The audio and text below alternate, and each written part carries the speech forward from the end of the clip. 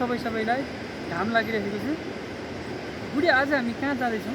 आज चाहिँ हामी रानीवन जाँदैछौँ नि। हो रानीवन उता कति टाढा छ है।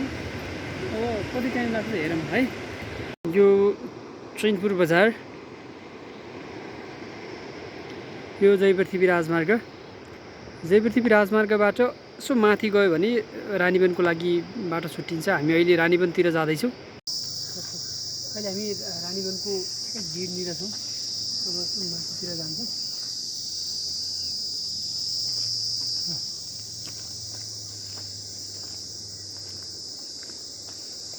यो चाहिँ सानो ग्राउन्ड छ।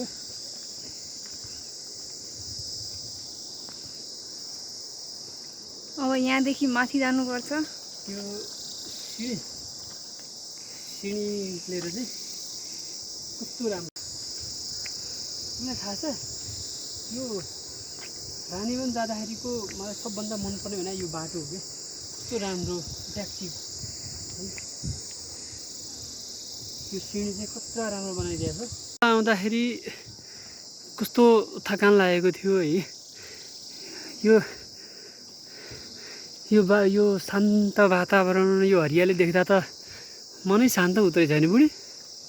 भने कति रमाइलो ठाउँ छ त। यहाँ त पुरा हरियाली छ।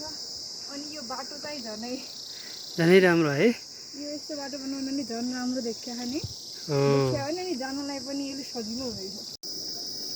फाइनली हामी रानीवनमा पुगिसक्यौँ है। कस्तो राम्रो ठाउँ। आहा,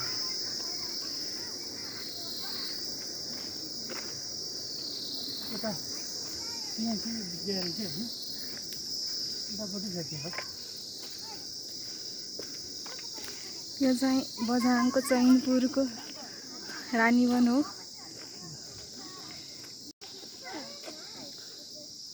यता पिङ पनि छ। बिदाको दिन घुम्नुको लागि चाहिँ चैनपुरबाट सबभन्दा नजिक पर्ने ठाउँ यही के अरे रानीवन हो। हेर्नुहोस् त कस्तो राम्रो छ।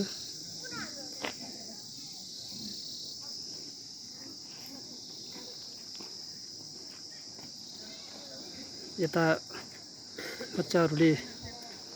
बच्चाहरूको लागि खेल्नुको लागि चाहिँ सानो चिप्लेटी जस्तो बनाएको छ।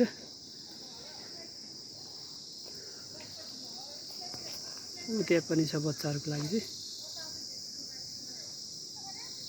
2-3वटा पिङ राखिएको छ। कस्तो राम्रो छ। अहिले हामी यहाँ पिङ पनि खेल्दैछौँ। रमाइलो भइरहेछ। अरू मान्छेहरू पनि आउनु भएको छ आज बिदाको दिन भएकोले। त्यहाँ चाहिँ फोटो खिच्ने ठाउँ छ। दिल सेपमा बनाएको भएर चाहिँ एकदम राम्रो देखिरहेको छ। यहाँबाट चैनपुर चाहिँ कति राम्रो देखिँदो रहेछ होइन। कस्तो राम्रो देखिँदो रहेछ।